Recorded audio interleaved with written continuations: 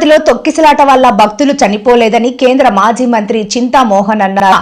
దూర ప్రాంతాల నుంచి వచ్చిన భక్తులు ఉదయం నుండి తిండి లేకుండా క్యూలో నిలబడి ఆతృతతో పరిగెత్తారు. శరీరంలో షుగర్ లెవెల్స్ తగ్గడంతో వాళ్లంతటా వాళ్లే కింద పడి చనిపోయారు. తోపులాట జరగలేదు, ఇందులో టీటీడీ వైఫల్యం లేనే లేదు అని అన్నారు.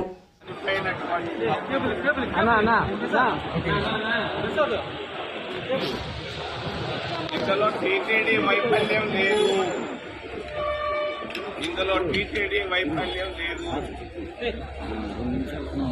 టీటీడీ అధికారులు బాగా చేస్తున్నారు. ఈ మధ్య క్రితం కంటే ఎంతో బెటర్. వాస్తవ విషయం చాలా మందికి తెలియదు. భక్తులు రాత్రంతా ప్రయాణం చేసి ఆతృతతో వచ్చి క్యూలో నిలబడ్డారు. అన్నం కూడా జిల్లా టిఫినో జిల్లా నిలబడ్డారు భక్తులంతా.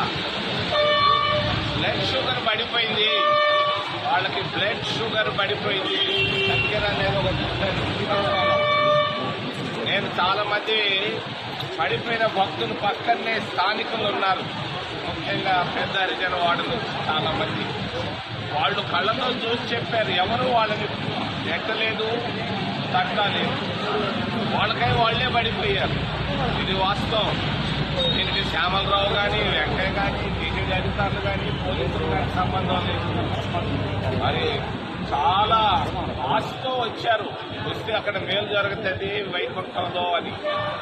మరి కడుపు నిండా ఏమి తినకుండా వచ్చి క్యూ లైన్లో నిలబడ్డారు. అక్కడికక్కడికే పడిపోయారు, చచ్చిపోయారు.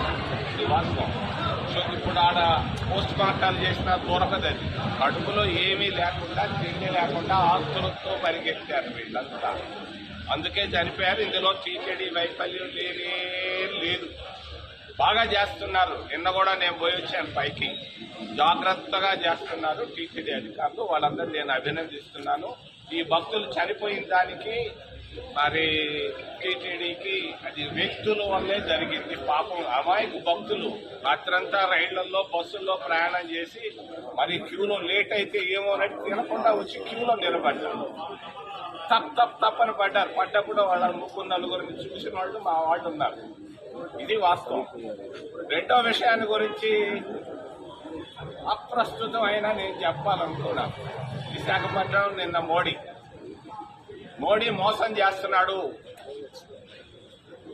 ఉక్కు ఫ్యాక్టరీని గురించి మాట్లాడకపోవడం తప్పు. భారతీయ జనతా పార్టీ ఉక్కు ఫ్యాక్టరీని 22.5 లక్షల కోట్ల ఆస్తులను అమ్ముకోవాలని చూస్తున్నారు. దీన్ని ఉక్కు ఫ్యాక్టరీ ఆంధ్రుల హక్కు. దీన్ని మోడీ నిన్న ఏం మాట్లాడకపోవడానికి మేము కాంగ్రెస్ పార్టీ తరఫున మేము ఖండిస్తున్నాం. ఒక చిన్న మాట, చంద్రబాబు వస్తున్నాడు. చంద్రబాబుని గురించి కూడా చెప్పదలుచుకున్నాను. చంద్రబాబు నాయుడు మరీ ఎక్కువ పొగడుతున్నాడు. పొగడ్తలు తగ్గించడం మంచిది.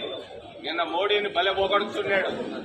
ఏమో పొగుడుకో, బుద్ధులు పెట్టుకున్నంత పని చేశారు. నిన్న ఉక్కు ఫ్యాక్టరీని గురించి ఏమీ ఒక్క మాట రాలేదు. Thank you.